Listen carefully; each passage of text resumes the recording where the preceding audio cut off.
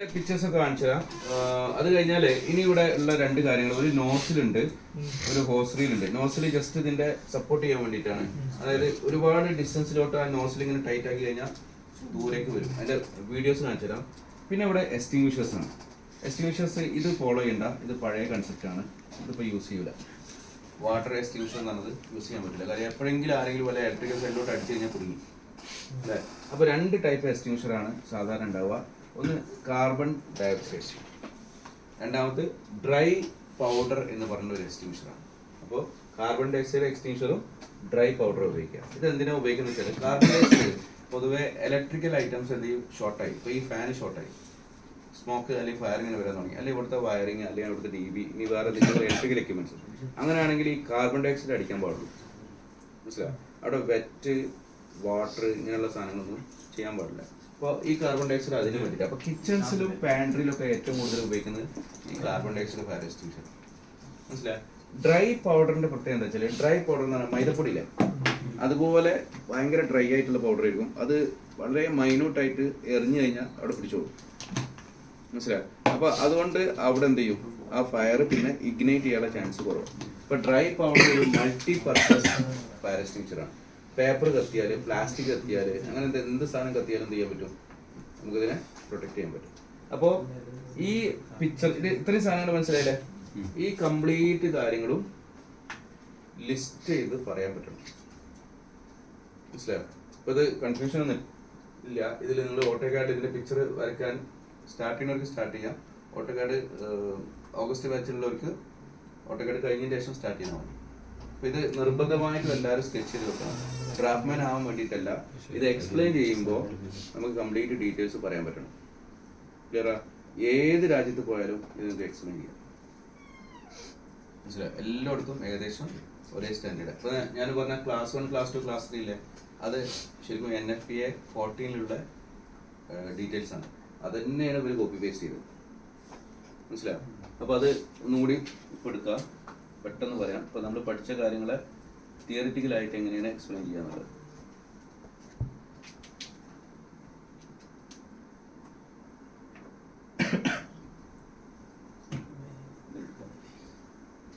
ഏതെടുത്താലും same തന്നെയാണ് കേട്ടോ.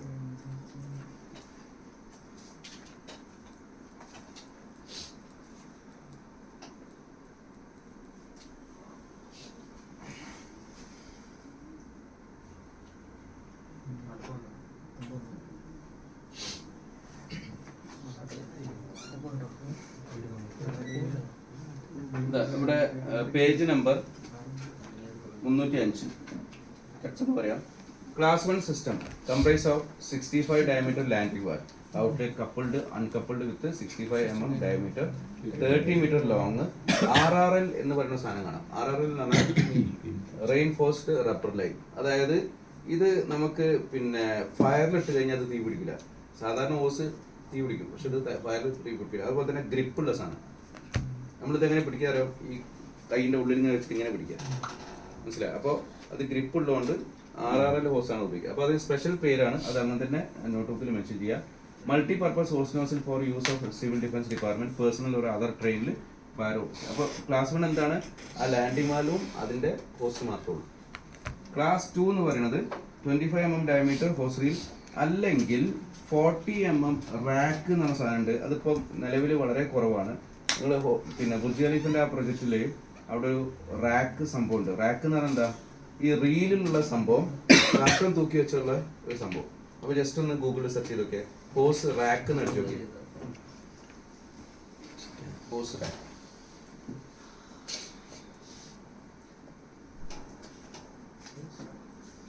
കണ്ടോ അല്ലേ? അതിങ്ങനെ വലിച്ചിട്ട് ഇങ്ങനെ കർട്ടൻ ഊരിയിരിക്കുന്ന പോലെ വലിച്ചണം ഉണ്ടാവും. രണ്ട് തമ്മിൽ വ്യത്യാസം മനസ്സിലായി? റീൽ എന്ന് പറഞ്ഞാൽ റൗണ്ട് ഷേപ്പാണ്, ഇത് സ്ട്രെയിറ്റ് ടൈപ്പാണ്, ഇങ്ങനെ വലിച്ചിട്ട് കൊണ്ടുപോകുന്നത്. അതുപോലെ തന്നെ ഹുക്ക് ചെയ്തിട്ട് ഉള്ളിലോട്ട് ഫിക്സ് ചെയ്യാൻ പറ്റും. കാണണ്ടോ? പിക്ചർ കിട്ടിയ എല്ലാവർക്കും? ആ അതെ. ഇത് എന്താ പ്രത്യേകത അറിയോ? ഇതിന്റെ ലാസ്റ്റിൽ വാൽവുണ്ട്, സോറി ഇതിന്റെ ലാസ്റ്റിൽ നോസിലുണ്ട്, ഇതിന്റെ ഇവിടെ വാൽവുണ്ട്. അപ്പൊ ഇതിങ്ങനെ തിരിച്ചുകൊണ്ട് കഴിഞ്ഞാൽ, ഇതിപ്പോ ബോക്സിലൂടെ ഇങ്ങനെ വെച്ച് കഴിഞ്ഞാൽ ഇങ്ങനെ തിരിച്ചുകൊണ്ട് കഴിഞ്ഞാൽ ഈ വാൽവ് വലിച്ചുകൊണ്ട് കൊണ്ടുപോകാം. റീലാണെങ്കിൽ കപ്പിംഗ് കയറും വലിക്കുന്ന പോലെ വലിക്കാൻ പറ്റും. അപ്പൊ ഇത് റാക്ക് എന്ന് പറയും ഈ സിസ്റ്റത്തിൽ. ഇപ്പൊ ഈ റാക്കിന്റെ പ്രത്യേകത എന്താണ്? ഇത് 40 mm ഡയമീറ്ററിലാണ് വരിക, മറ്റേത് 25 mm. ഇത് ഇപ്പം ചില സ്ഥലത്ത് കൊടുക്കുന്നുണ്ട്, സ്പെഷ്യൽ അപ്രൂവൽസ് ആണ്, പക്ഷേ ഇതിന് കോസ്റ്റ് കൂടുതലാണ്. അപ്പൊ ഇതിൽ ഏതെങ്കിലും ഒന്ന് ഉപയോഗിക്കാം. എത്ര ലോങ്? 30 മീറ്റർ ലോങ് ആണ്. നേരത്തെ പറഞ്ഞ പ്രഷറിന്റെ കാര്യങ്ങളൊന്നും ഇവിടെ പറഞ്ഞിട്ടില്ല. ബാക്കി അത് ക്ലാസ് 2 എന്നാണ് സംഭവം. ഇനി ക്ലാസ് 3-ല് ക്ലാസ് 1 and 2 കംപ്ലീറ്റ് ചെയ്താൽ ക്ലാസ് 3 മനസ്സിലായി. അപ്പൊ ഈ സെയിം സാധനമാണ് NFPA 40-ൽ മെൻഷൻ ചെയ്തിട്ടുള്ള സംഭവം. അപ്പൊ ഈ 3 ടൈപ്പിലാണ് സംഗതി ഉള്ളത്. ഓക്കെ, ഇനി ചെറിയ 1-2 പിക്ചറും കണ്ടാൽ ആ ഭാഗം ക്ലിയർ ആയി.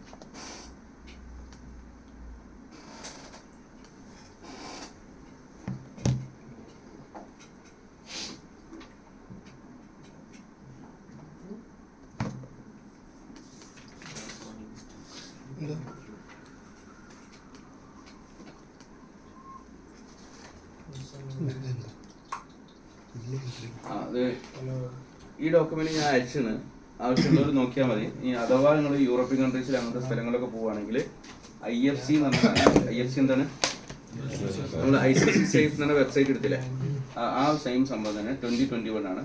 അതിൽ നമുക്ക് ഓൾറെഡി സെയിം നമ്പറിങ് തന്നെ ഇവര് കൊടുത്തിരിക്കുന്നത് കാണാം. എന്താ നമ്പറിങ്? ചാപ്റ്റർ നമ്പർ 9 എന്താ നോക്കിയേ, ഉണ്ടല്ലേ, fire protection and life safety system. അപ്പൊ സെയിം അതുപോലെ തന്നെ ഇവിടെയും ഈ വാക്കിന് പ്രത്യേകത ഉണ്ട്, മീൻസ് ഓഫ് ഇംഗ്ലീഷ്. അപ്പൊ സെയിം സാധനം തന്നെ ഇതിലും കുറെ പോയിന്റ്സ് കൊടുത്തിട്ടുണ്ട്. റെഫറികൾക്ക് റെഫർ ചെയ്യാം, നിങ്ങൾക്ക് ഹാൻഡ് ബുക്കിലൊക്കെ എന്തെങ്കിലും ആഡ് ചെയ്യാം. കാര്യം നിങ്ങൾക്ക് ഒരു പ്രൊജക്ട് അല്ലെങ്കിൽ ഒരു കമ്പനി ചിലപ്പം 10-15 രാജ്യങ്ങളിൽ വർക്ക് ചെയ്യുന്നുണ്ട്. അവർ പറയാണ് നമ്മൾ IFC ബേസിൽ വർക്ക് ചെയ്യാം. അതുപോലെ സൗദിയിലെ അറാംകോക്ക് ഫയറിന്റെ വേറെ തന്നെ സ്റ്റാൻഡേർഡ് ഉണ്ട്. അപ്പോൾ നിങ്ങൾക്കിത് കണ്ടുപിടിക്കാൻ വളരെ എളുപ്പമാണ്. IFC ടൈപ്പ് ചെയ്യുക, UAE സിവിൽ കോഡ് ടൈപ്പ് ചെയ്യുക, അതുപോലെ തന്നെ നാട്ടിലുള്ള CPW ടൈപ്പ് ചെയ്യുക. എന്നിട്ട് similar fire code in Germany, Sweden, Canada, Saudi അങ്ങനെ അടിച്ചു കഴിഞ്ഞാൽ അവിടുത്തെ കംപ്ലീറ്റ് സ്റ്റാൻഡേർഡ് വരും. AIയിൽ അടിച്ചു കഴിഞ്ഞാൽ വരും. അപ്പോൾ അതിനെ ബേസ് ചെയ്തിട്ട് ചെയ്യാൻ പറ്റും. SAE എന്ന് പറഞ്ഞിട്ടുള്ള സൗദി അറേബ്യ റൂൾസിൻ്റെ വേറെ തന്നെ ഒരു ഗൈഡ് ലൈൻസ് ഉണ്ട്. അതുപോലെ SIPC എന്ന് പറഞ്ഞ സംഭവമുണ്ട്. കുറേ സ്റ്റാൻഡേർഡ്സ് ഉണ്ട്, എല്ലാം കൂടി ഞാൻ പറയണില്ല. ഏതെങ്കിലും 2-3 പഠിച്ചിട്ട് കമ്പയർ ചെയ്യാൻ പറ്റുന്നതേ ഉള്ളൂ. അപ്പോൾ ഇത് അതിൻ്റെ ഒരു ഡോക്യുമെൻ്റ് ആണ്, നിങ്ങൾക്ക് അയച്ചിട്ടുണ്ട്, ആവശ്യമുള്ളവർ റെഫർ ചെയ്യാം. അതുപോലെ ഇപ്പോൾ പറഞ്ഞ കാര്യങ്ങളൊക്കെ പിക്ചേഴ്സ്, സൈറ്റ് പിക്ചേഴ്സ് കാണിക്കാം.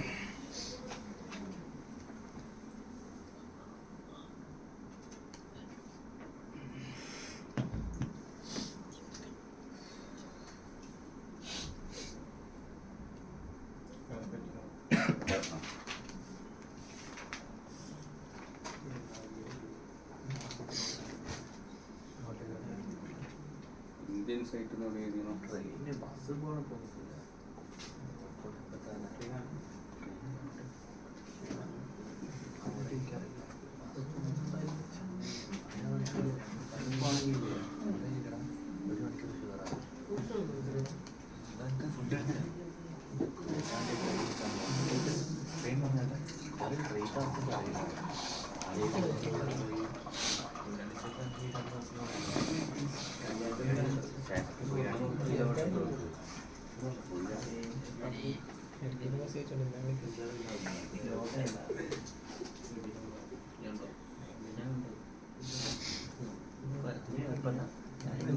ഇത് കോട്ടക്കലുള്ള ഒരു പ്രൊജക്റ്റിലെ ഹോസ്റ്റലിലാണ്. ജസ്റ്റ് ഇത് ഓപ്പൺ ചെയ്ത ഹോസ്റ്റലിൽ ഫോട്ടോ എടുത്താണ്. ശരിക്കും ഇത് ക്ലോസ്ഡ് ആണ് വരിക.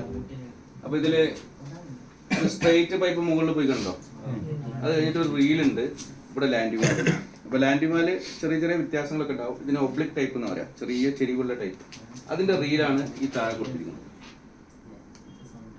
Landing വാൽവിന്റെ reel. അപ്പൊ ഇതില് ഒരു നേരത്തെ എഴുതിയ നോട്ട്സില് ഒരു കാര്യം കൂടി എഴുതാണ്ട്, സാധാരണ ഈ റീലിന് ഒരു സ്റ്റാൻഡേർഡ് ഉണ്ടാവും. ആ സ്റ്റാൻഡേർഡാണ് LPCB എന്ന് പറഞ്ഞാൽ ലോസ് പ്രിവെൻഷൻ സർട്ടിഫിക്കേഷൻ ബോർഡ്. അവരാണ് ഈ സാധനം സെറ്റ് ചെയ്യുന്നത്. ഞാൻ നേരത്തെ പറഞ്ഞില്ലേ, നാട്ടിലെ ഹോസ്റ്റലിന് ചെറിയൊരു സൈസിന്റെ വ്യത്യാസം ഉണ്ടാകുന്നില്ലേ, 19 mm 30 മീറ്റർ കണ്ണ്. അപ്പോൾ ഇവിടെ 25 വരാൻ പാടുള്ളൂ ശരിക്കും, മനസ്സിലായി. അതുപോലെ ഇവിടെ യൂറോപ്യൻ നാഷൻസിന്റെ ഒരു സ്റ്റാൻഡേർഡ് കൊടുത്തത് 671 എന്ന് പറഞ്ഞത്, അത് ഈ സ്റ്റാൻഡേർഡ് ആണ്. അതുപോലെ ഇവിടെ ഒരു സംഭവം കൊടുക്കുന്നത് 1.2 മെഗാ പാസ്കൽ. എന്താ 12 ബാറിന്റെ മാക്സിമം പറഞ്ഞ് അതിന്റെ കറസ്പോണ്ടിങ് മെഗാ പാസ്കലാണ് 1.2. മനസ്സിലായി? 12 bar equal to 120 metres of equal to ഒരു കൺവേർഷൻ റേറ്റ് എഴുതാം. എത്ര ബാറാണ് മാക്സിമം? 12 ബാർ. അപ്പൊ 12 ബാർ അല്ലെങ്കിൽ ഞാൻ ഒരു minute, 1 bar equal to 14.5 psi equal to 10 meters of head equal to അടുത്തത് 1.2 മെഗാ പാസ്കൽ. എത്ര യൂണിറ്റായി? 1, 2, 3, 4 യൂണിറ്റായി. എല്ലാം പ്രഷറാണ്. സാധാരണ നിങ്ങൾ സ്പെസിഫൈ ചെയ്യാൻ പോകുന്നത് ഇതാണ് കേട്ടോ. ഓരോന്നിനും ഓരോ വ്യത്യാസമുണ്ട്. പമ്പിന്റെ കപ്പാസിറ്റി ബാറിലാണ് പറയാം, ഫിറ്റിങ്സ് വാൽവിന്റെ കപ്പാസിറ്റി PSI പറയാം, ബിൽഡിങ്ങിന്റെ ഹൈറ്റ് ബേസ് ചെയ്ത് നോക്കുമ്പോൾ മീറ്റേഴ്സ് ഓഫ് ഹെഡിലാണ് പറയാം, ഹോസ് റീൽ പോലുള്ള ചില എക്യുപ്മെന്റ്സിൽ SI സ്റ്റാൻഡേർഡിലോട്ട് പറയുമ്പോൾ മെഗാ പാസ്കലാണ് പറയാം. മനസ്സിലായോ? എല്ലാത്തിനും യൂസ് ഉണ്ട്, വെറുതെ ഉപയോഗിക്കില്ല, പഴയത് പുതിയതൊന്നുമില്ല, എല്ലാത്തിനും യൂസ് ഉണ്ട്. അപ്പൊ ഇത് നാട്ടിലെ ഒരു എഴുതിയോ 1.2 മെഗാ പാസ്കൽ. അപ്പോൾ ഇങ്ങനെയാണ് അതിന്റെ സ്റ്റിക്കർ കാണാം. ആ സ്റ്റിക്കറിൽ തന്നെ എല്ലാ അപ്രൂവലും കാര്യങ്ങളും കൊടുത്തിട്ടുണ്ടാവും. അതുപോലെ ഈ ബോക്സിന്റെ ഉള്ളിലാണ് ആ റീല് കാണിച്ചിട്ടുള്ളത്. ഏതാ? 2.5 ഇഞ്ചിന്റെ റീല്. ഇതാണ് ആ നോസില്, ചെറിയ ജെറ്റ് പോലെ അറ്റാക്ക് ആയി പിന്നെ അത് ഫേസ് ചെയ്യുന്ന സംഭവം. എക്സ്റ്റിങ്വിഷർ അത് സ്റ്റാൻഡേർഡ് അല്ല ശരിക്കും. ഓക്കെ, ബാക്കിയുള്ള ഇത് വേറെ വരുന്നതാണ്. ചെറിയൊരു വീഡിയോ കൂടി ഉണ്ട്, അത് കണ്ടില്ലെങ്കിൽ മറന്നു. ആ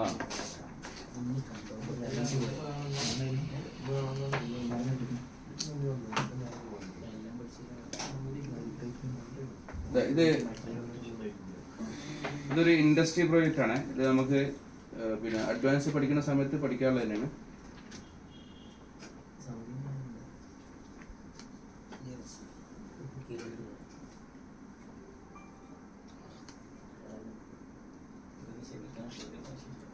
നമ്മളെ ഏറ്റവും സിമ്പിൾ എക്സ്റ്റിങ്വിഷർ സാൻഡ് ബക്കറ്റിൽ വെച്ചിരിക്കുന്നു.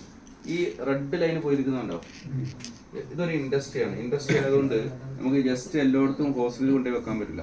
അപ്പൊ അവരെന്ത് ചെയ്യും, ഒരു റിങ് ടൈപ്പിൽ കംപ്ലീറ്റ് പൈപ്പ് വെച്ചിട്ടുണ്ട്. തൃശ്ശൂരിൽ ആരൊക്കെ വരുന്നുണ്ട് ഇവിടെ? തൃശ്ശൂർ റൗണ്ട് ഇല്ലേ, റൗണ്ടിന്റെ അവിടെ ഇതുപോലത്തെ വലിയ പൈപ്പ് വെച്ചിട്ടുണ്ട്, പൂരത്തിനായിട്ട് സെറ്റ് ചെയ്ത് വെച്ചിട്ടുണ്ട്. അവിടെ പെർമനന്റ് ആയിട്ട് ഒരു ലാൻഡിംഗ് വാൽവും ഹോസ്റീലും ബ്രീച്ചിംഗ് ഇൻലെറ്റൊക്കെ വെച്ചിട്ടുണ്ട്. അല്ല, ഹോസ്റീൽ വെച്ചില്ല, ലാൻഡിംഗ് വാൽവും ബ്രീച്ചിംഗ് ഇൻലെറ്റും വെച്ചിട്ടുണ്ട്. അപ്പൊ ട്രക്കുകൾ എവിടെ വെച്ച് കഴിഞ്ഞാലും അതിൽ കണക്ട് ചെയ്ത് കഴിഞ്ഞാൽ വാട്ടർ കൊടുക്കണം. അവിടെ അവർക്ക് ഒരിക്കലും എന്ത് ചെയ്യാൻ പറ്റില്ല, പെർമനന്റ് ആയിട്ടുള്ള പമ്പുകളോ ടാങ്കുകളോ കൊടുക്കാൻ പറ്റില്ല. കാര്യം എന്താ, അവിടെ ഹ്യൂജ് ക്രൗഡ് വരുന്ന ഏരിയയാണ്, അവരുടെ കപ്പാസിറ്റി നമുക്ക് തെക്കാൻ പറ്റില്ല. അപ്പം ഒരു ടാങ്ക് സ്ഥിരമായിട്ട് അങ്ങനെ വെക്കുക പറഞ്ഞാൽ ഭയങ്കര എക്സ്പെൻസീവാണ്. അതുപോലെ തന്നെ പമ്പും, ഈ പമ്പ് ഒരു കൊല്ലത്തിന് ഒരു പ്രാവശ്യമല്ലേ വർക്ക് ചെയ്യുള്ളൂ. ആ സമയത്ത് മെയിൻ്റെനൻസ് നടന്നില്ലെങ്കിലോ വേസ്റ്റായി. അപ്പോൾ ഏറ്റവും ബെസ്റ്റ് പരിപാടി എന്താ, പൈപ്പിംഗ് സെറ്റ് ചെയ്ത് വെക്കുക. ട്രക്കുകൾ സമയമുള്ള സമയത്ത് ഫയർ ട്രക്ക് കൊണ്ടുവന്നിട്ട് എല്ലാ സൈഡിലും ഫേസ് ചെയ്ത് കഴിഞ്ഞാൽ മൊത്തം പ്രൊട്ടക്ട് ചെയ്യാൻ പറ്റും. അപ്പോൾ അതേ സംഭവമാണ് ഇവിടെ കൊടുത്തിട്ടുള്ളത്, ആ പൈപ്പിങ്ങനെ കൊടുത്തിട്ടുള്ളത്. പക്ഷേ ഇതിൽ ഫോം മോണിറ്റർ എന്ന സാധനം ഇവിടെ കാണാം, ഒരു നീരാളി പോലെ സാധനം കണ്ടോ, നമുക്ക് ലാസ്റ്റിൽ പഠിക്കാം. ഏറ്റവും അഡ്വാൻസ്ഡ് ആയിട്ടുള്ള സംഭവമാണ്, ഫുൾ ഫോം കൊണ്ട് സെറ്റ് ചെയ്തത്. അതുപോലെ തന്നെ ഈ ഹോസ് റീൽ ഏകദേശം 4 ഇഞ്ച് സൈസുള്ള ഹോസ് റീലാണ്. ഇത് സ്പെഷ്യൽ മെയ്ഡാണ്. ഇതുപോലെ തന്നെ ആയിരിക്കും 2.5 ഇഞ്ചിന്റെ വരിക. അപ്പോൾ ഇയാൾ ഇത് ഓപ്പറേറ്റ് ചെയ്യുന്നത് നോക്കി കഴിഞ്ഞാൽ നിങ്ങൾക്ക് ലാൻഡിംഗ് വാൽവിൽ നിന്ന് വരുന്ന ഹോസ് റീലിന്റെ ഓപ്പറേഷൻ മനസ്സിലാവും. അത് പിടിച്ചിട്ടുണ്ടോ, പ്രഷർ കൊണ്ട് ബാലൻസ് കിട്ടില്ല.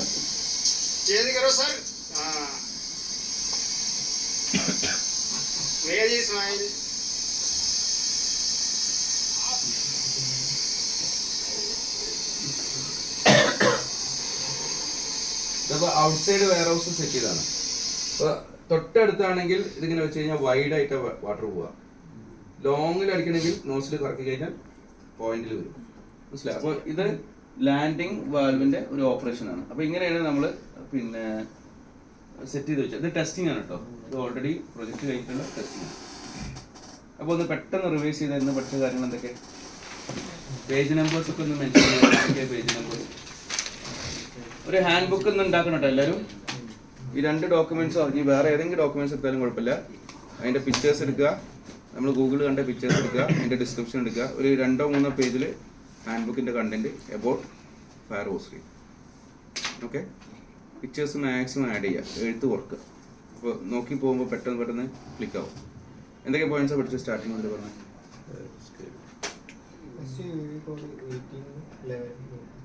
ആ, പിന്നെ ചാപ്റ്ററിനായ ഫയർ പ്രൊട്ടക്ഷൻ നമ്പർ 322.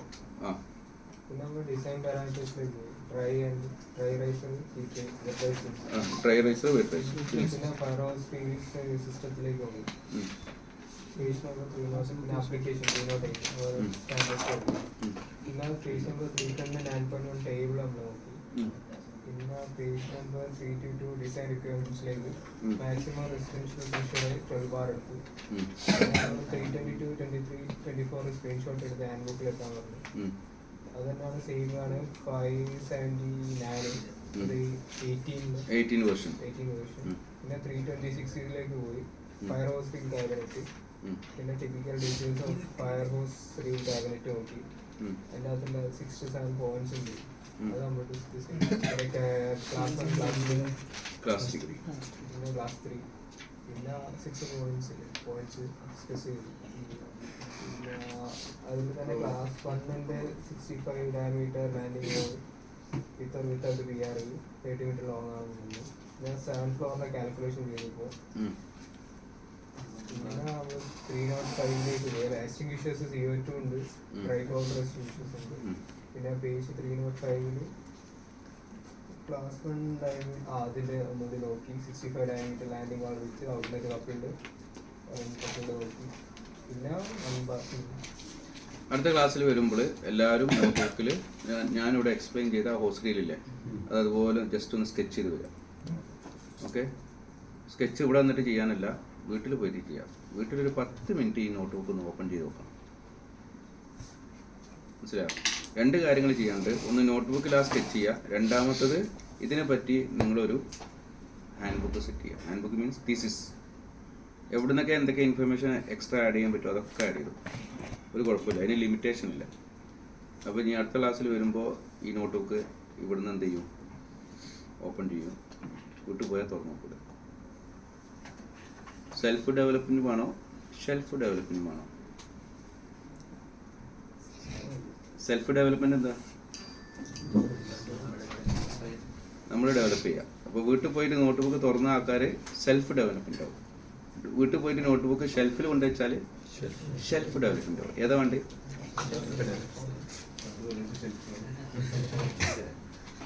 ഏതാ വേണ്ടി? സെൽഫ്. നോക്കുമോ?